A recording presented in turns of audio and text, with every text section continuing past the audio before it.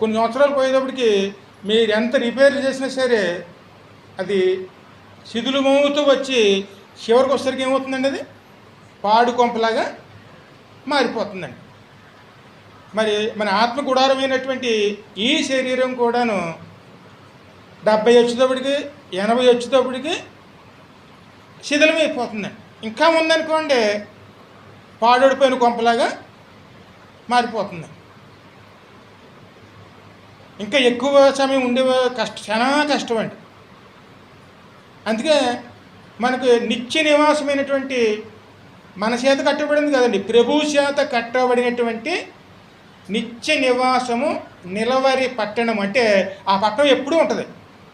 అక్కడికే మన నివాస ప్రయాణం అండి.